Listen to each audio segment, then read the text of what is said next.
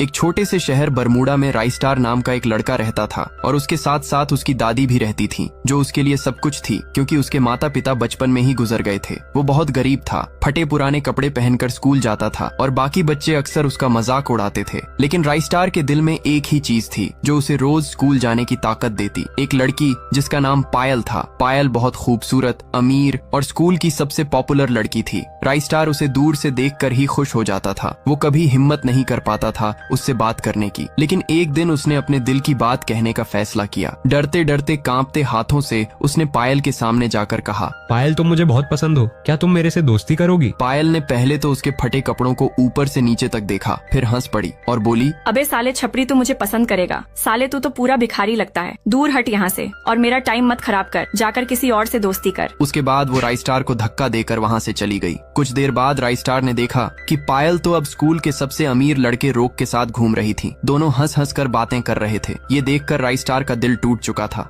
वो स्कूल से बिना किसी को कुछ बताए चुपचाप चल दिया। उसके कदम भारी थे, आंखें नम थीं और दिल में सिर्फ एक दर्द था। और वो सोचता है कि अब मुझे इस फ्री फायर वर्ल्ड को छोड़ देना चाहिए और खुद को खत्म करने के लिए जाने लगता है। लेकिन तभी उसे रास्ते में एक चमकती हुई बोतल दिखाई देती है। वो एक पुरानी सी धूल भरी बोतल थी। राइस्टार गुस्से में उस बोतल को लात मार देता है। बोतल जमीन पर गिरते ही तेज रोशनी फैली और उसके अंदर से एक खूबसूरत लड़की जिन्न बाहर निकल आई। उसकी आंखें नीली, बाल हवा में उड़ते हुए और चारों तरफ चमकती रोशनी। वो मुस्कुराई और बोली, मेरा नाम जारा है और तुमने मुझे आजाद किया है, इसलिए मैं तुम्हारी 3 विश पूरी करूंगी। तो बताओ मैं तुम्हारी क्या इच्छा पूरी कर सकती हूँ? राइस्टार हैरान था, डर भी रहा था। फिर वो अचानक जल्दी से भागकर घर आ गया, लेकिन जारा भी उसके पीछे पीछे घर आ गई। उसने सोचा कि ये कोई चुड़ैल होगी जो उस जादुई बोतल से निकलकर उसके पीछे पड़ गई थी। उसने कांपते हुए कहा कि अगर तुम सचमुच इतनी शक्तिशाली हो तो उसकी दादी को गायब करके दिखाओ। जिन्न ने मुस्कुराकर अपनी उंगलियां छटकाईं और अगले ही पल बेड पे आराम से सो रही दादी गायब हो गई।